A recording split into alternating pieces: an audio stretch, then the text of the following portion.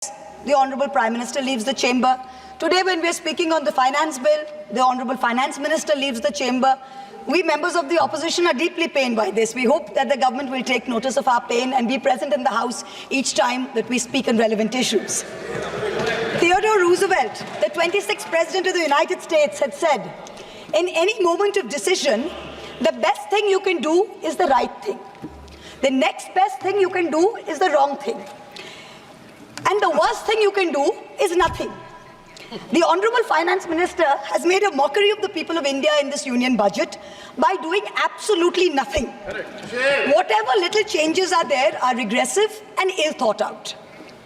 Means that the people did not want a business as usual approach. The people wanted a course correction. What have you done? You've not listened to the mandate. Vinash Kale Viprit Buddhi, you have done the exact opposite. You've kept the same cabinet, you've kept the same finance minister who's given the same shoddy budget. Who is this budget for? The middle class make up 31% of India.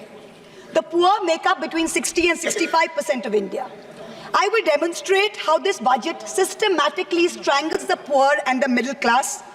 This is a kursi bajao budget, a save the chair budget for this government, and even that it doesn't do very well. Broadly, there are two types of taxes: direct taxes, indirect taxes.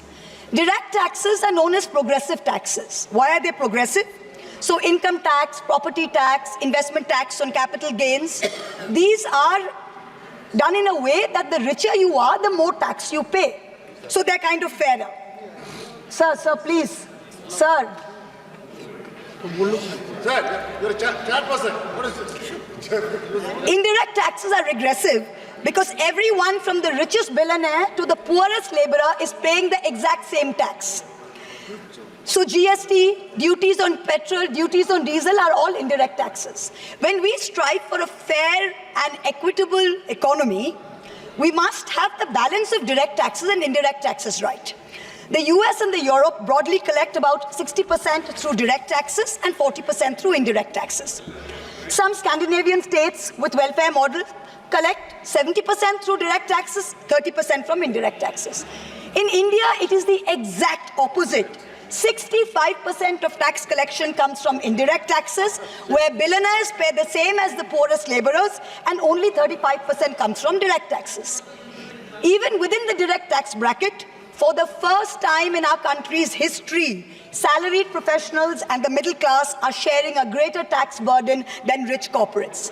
The middle class is contributing 55% of direct income taxes under this government, up from 38% under the UPA. The richest corporates in India today contribute only 45% of direct taxes. Not only is the middle class being taxed, but now with this budget, the savings of the middle class have also been taxed with removal of indexation and with a rise in the short-term capital gains. Investors who've made more than 11% return, we've done the calculation, that's about the threshold rate. If you have made more than 11% returns, so if you've made higher returns, then this new tax regime with the removal of indexation has happened is good for you. Now, people like our parents, pensioners, salaried middle class, risk-averse people who invested in gold, in property, in debt mutual funds, the removal of indexation has harmed them disproportionately.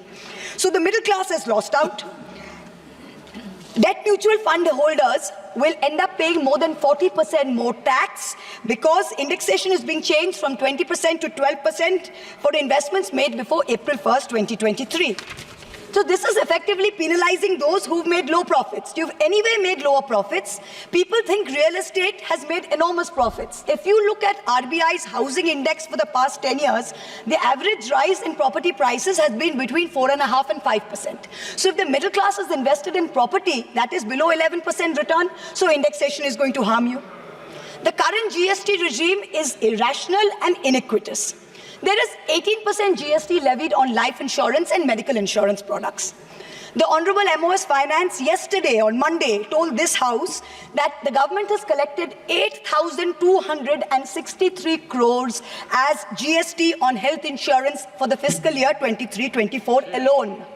This is blood money. Our Honorable Chief Minister Mamata Banerjee wrote a letter to the Finance Minister, to the Centre, pointing out that this is a completely anti-people tax. What is life insurance? What is health insurance? It is people guaranteeing and spending money and protecting against life's uncertainties, against accident, against injury, against ill health, against death. What are you doing? You are imposing GST, same rate that a billionaire pays, the poorest middle class person has to pay. So people are deterred from taking out new policies. People are deterred from continuing existing insurance. This should be removed at the earliest. Now let me now move on to what affects more than 70% of Indian citizens, social sector allocations. The general trend over the past decade, in every budget in the last 10 years, of which our Honorable Finance Minister has presented 7, has been in nominal terms, you have allocated more money to the social sector. But if you account for inflation and you look at real allocations, inflation adjusted, allocations have seen reductions of over 25% in the past 10 years. I'm going to look at real allocations, that is adjusted for inflation, for some major schemes in the past 10 years. Sarva Shiksha Abhijan, minus 18%. Rashtriya Madhyamik Shiksha Abhiyan, minus 9%. ICDS, which affects every child, it's a school scheme, minus 34%. Mission Anganwadi, minus 5%. PM Poshan, minus 45%. PMGSY, those of us who have rural areas, the Pradhan Mantri Gram Sadak Yojana scheme, minus 47% reduction in real terms. The National Social Assistance Program, minus 20%. The combined expenditure on 5 social schemes, the top 5 social schemes as a percentage of GST, of GDP, has declined from a peak of 0.93%, so almost 1% of GDP in 2009-10. Do you know where it is today in 23-24? It is 0.36%. It is only a third of what it was in 9-10. The Manrega budget during COVID, when the center was telling all the states, please give employment to the laborers, they are going back. The Manrega budget in 2021 was 0.6% of GDP. Do you know what it is today? 0.26%. No, specific budget figures for 24-25 are shameful. Specific figures, let's look at the specific figures. The allocation for Samarth, which is maternity entitlement and the creche scheme, has been reduced by 70 crores compared to budget estimates of last year. The budget for the National Social Assistance Program, for again those of us with rural areas, you know how important this is.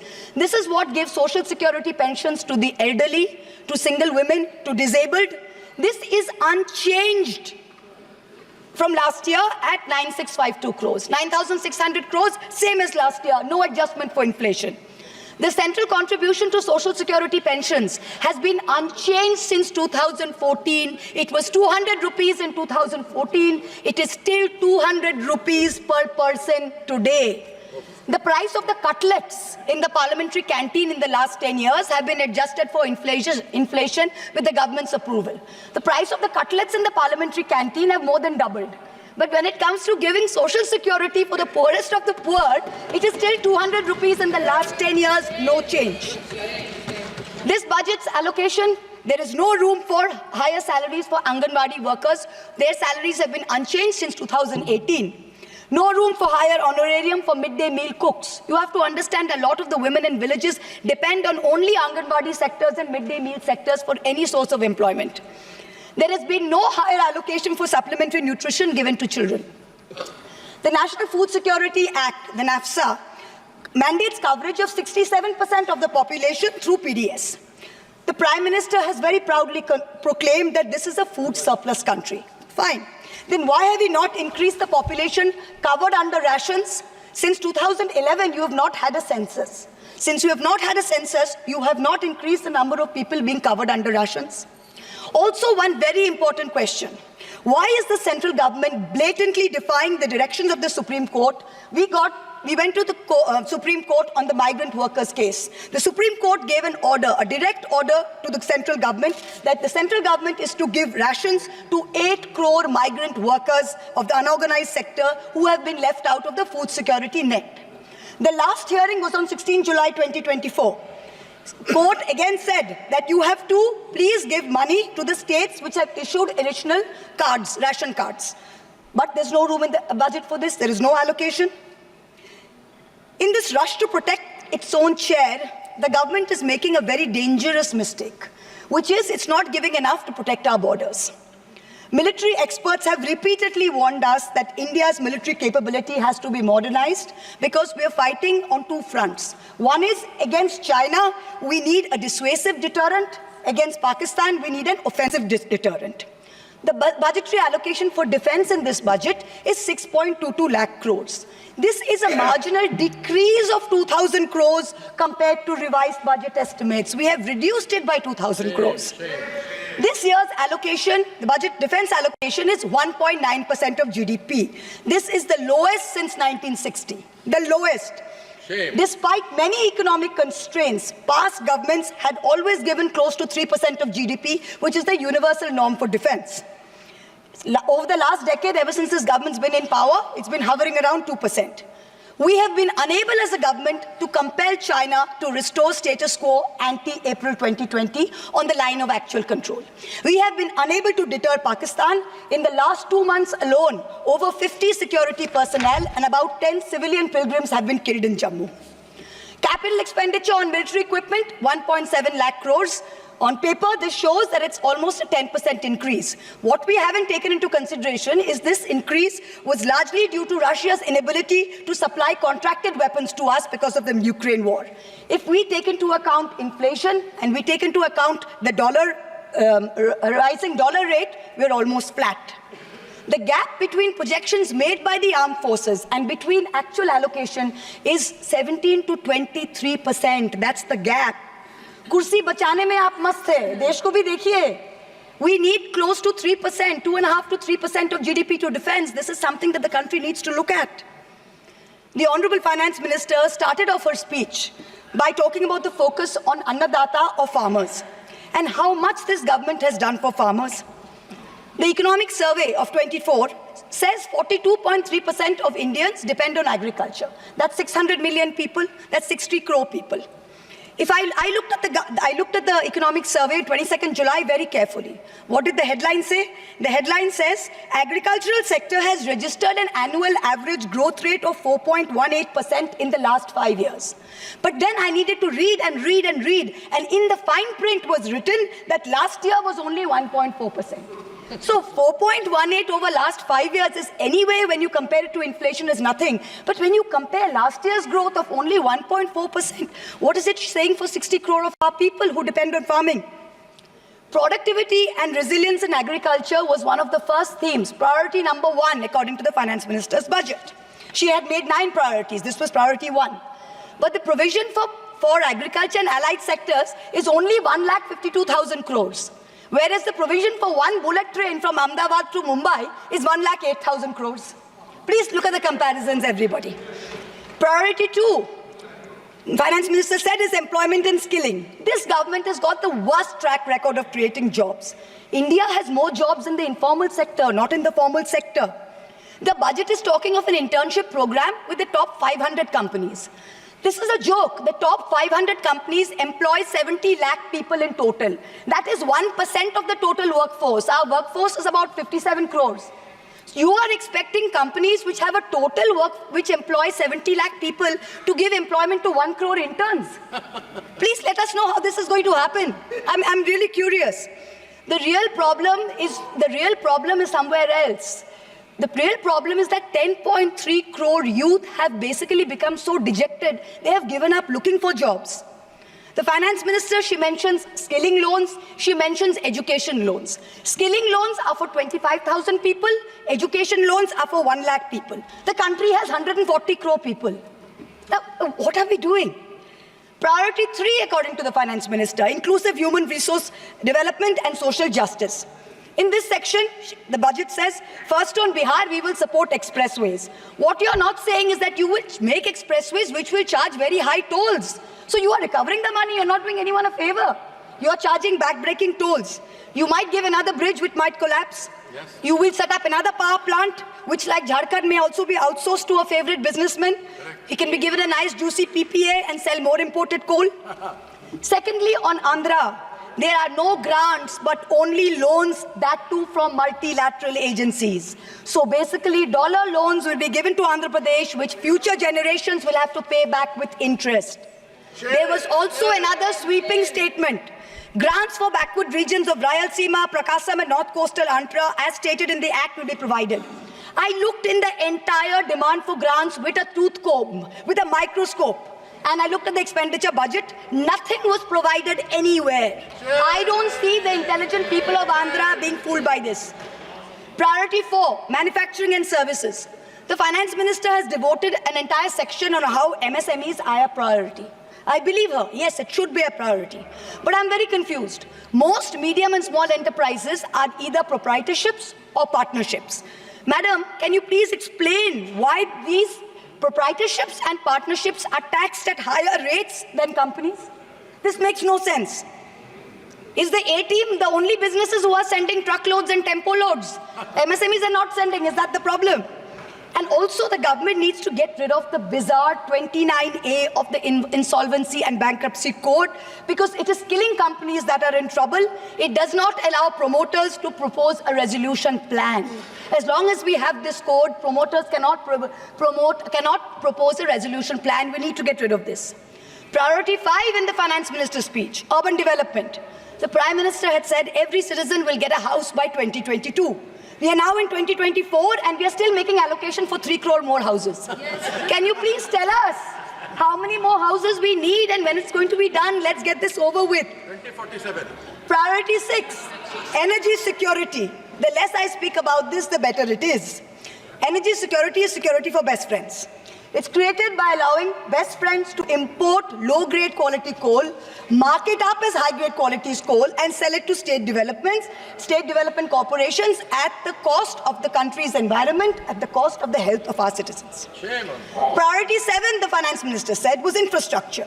She announced in a true style of Shagun that she is gifting the nation 1,11,111 crores. 111,111. This is flat on last year. Sadly, most of this will go towards crony capitalists. You'll make roads that have potholes, you'll have airports that leak, you will have bridges that fall out, and the taxpayer will pay for this. The budget speaks of private sector participation. But remember one thing, they bid out 6 airports to one company for a fee to be paid by the government. Then they created a policy that allows the regulator to keep increasing the user development fee. So actually, it's the flying public of India that are paying for this. Priority 8. Innovation, research and development. Grand words, these are just grand words. The finance minister seems to have forgotten that most entrepreneurs register their product and software IPs in foreign countries like the US, since IP registration system for patents is a complete failure in our country. Unless you fix patent registration, this is not going to happen. The last priority she talks about is next generation reforms. This is also another Jamla. She says, I propose to earmark a significant part of a 50-year interest-free loan for competitive federalism. So this is double speak.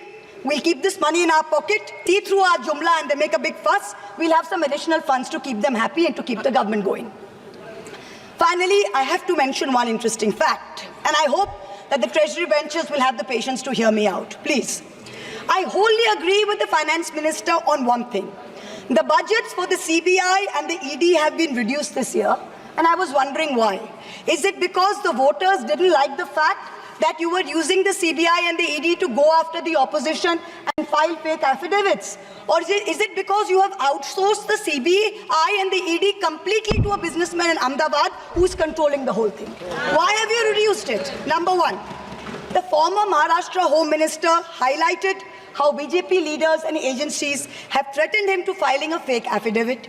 In the case of Sandesh Kali in West Bengal, the women have confirmed on video that BJP leaders forced them to file fake statements. Similarly, I'm told in my matter, was 16, 2023, got my friend to his office in Ahmedabad and threatened him with dire consequences to file a fake affidavit. Filed the fake affidavit and forced him to sign it. Even today, every mid-level official calls mid-level officials in the CBI and says, 161 statement change karaiye, aapka sir ko bulaiye, madam ke against mein statement dijiye. I am telling the CBI via you, madam, please take a 164 statement once and for all. Don't keep calling back people to change 161 statements to implicate me. It's going to get you nowhere. Let us reduce the CBI and the ED budget to 0. Let us, Mr. Adani, pay the full 1,500 crores. Let us outsource it completely to him. End of story. In short, this Kursi Bajao budget is a desperate attempt by the government to stick its head in the sand and act like that the mandate of 2024 never happened. But the coming days are going to prove the instability of this government and the inefficacy of its economic policy. We wait for that day. Thank you very much, madam. Thank you. माननीय सदस्य The honorable member has made specific allegation against the government and the particular business house, and she has been tortured like anything. The matter may be referred to the privilege committee. Suamoto privilege committee has to take action on this. It was very serious allegation. A member of parliament is being tortured by a business house, and still it is being doing. That has to be looked into by the privilege committee. The privilege of सभापति महोदया, ये जिस case के बारे में जिक्र कर रही हैं, वो लोकपाल पर मेरा केस है। मेरा केस है, मैंने कंप्लेन किया है, मेरे कंप्लेन पर वो केस है। वो मामला सब जुडिस है, उसको सीबीआई और ईडी इन्वेस्टिगेट कर रही है, और इसीलिए इस सदन में नो क्या, ये मेरा केस है, लोकपाल पर मैंने जो है कंप्लेन किया हुआ है, और ये केस मेरे ऊपर है, इसीलिए मैं यहाँ बैठा हुआ हूँ। ये कुछ भी हो रहा है तो दर्शन हीरानंदानी को यदि हिम्मत है जिसके बारे में ये बात कर रही है, उसको हिंदुस्तान में आके सीबीआई उसको बुला रही है, वो आ क्यों नहीं रहा है? माननीय सदस्य Shri Arun Nehru ji. When I was on my legs, I was not provided the mic. When I was on my legs, I was not provided the mic.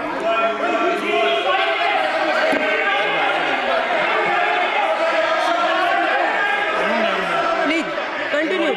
Please सदस्य, please माननीय सदस्य, please. अरुण नेहरू जी, माननीय सदस्य. హలో తెలుగు రాజ్యం ఛానల్ చూస్తున్నారా? సామాజిక రాజకీయ జీవన చిత్రణే తెలుగు రాజ్యం. అతిశయోక్తులు అసత్యాలు ఉండవు. రాజకీయ కోణం కాదు, ప్రజా కోణమే కొలబద్ద. తెలుగు రాజ్యం వీక్షణ మీ ఉత్తమ అభిరుచికి నిదర్శనం.